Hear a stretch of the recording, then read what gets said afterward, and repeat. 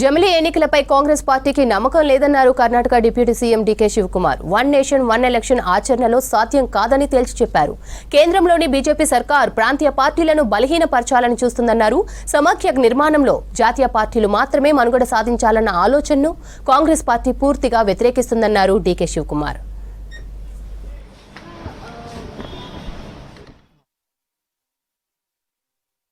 The Congress party doesn't believe in this one nation, one election. Practically it is not possible. Just I was speaking to some of my Tamil Nadu friends. Still 2 years elections will be there, what they can do.